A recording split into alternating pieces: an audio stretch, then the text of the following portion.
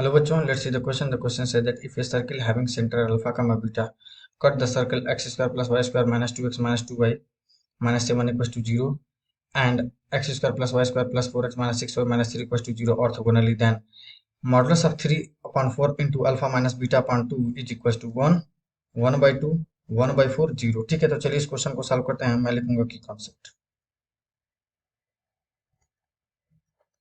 Let's say हमारे पास दो circle हैं, x square plus y square plus 2gx plus 2fy plus c is equal to 0। g1 मान लेता हूँ, f2 मान लेता हूँ, c1 मान लेता हूँ।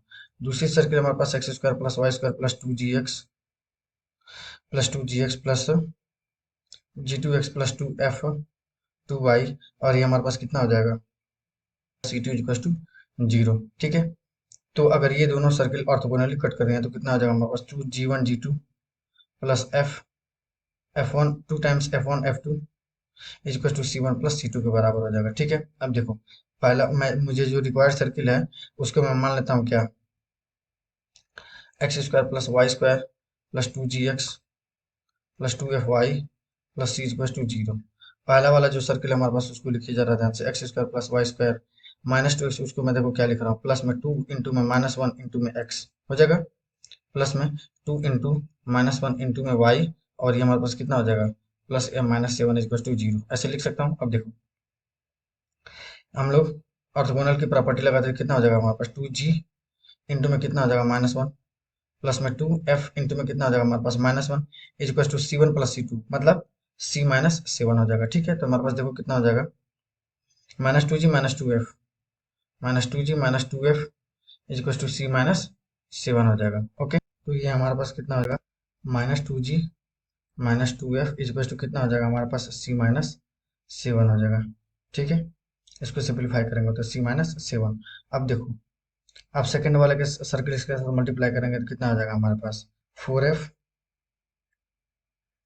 माइनस 6 4g माइनस 6f होगा, 4g minus 6f is equal to कितना हो जाएगा c माइनस 3। अब देखो फर्स्ट वाले क्वेश्चन में मैं क्या कर रहा हूँ, 2 से मल्टीप्लाई करता हूँ, कितना हो जाएगा माइनस का 4g माइनस का 4f इज इक्वल टू कितना हो जाएगा 2c माइनस 14। ठीक है, हो जाएगा 4g minus 6f is equal to c minus 3।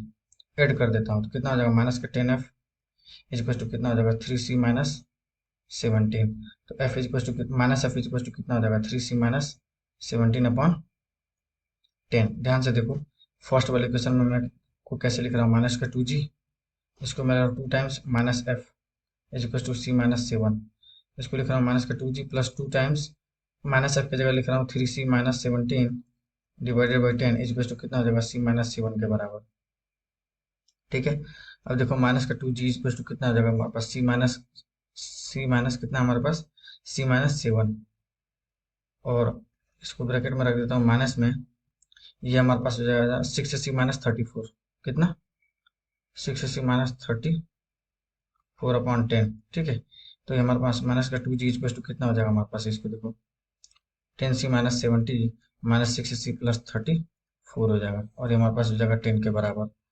ठीक है, माइनस का 2g इक्वल टू कितना हो जाएगा हमारे पास, देखो 4c माइनस 36 डिवाइडेड बाई 10।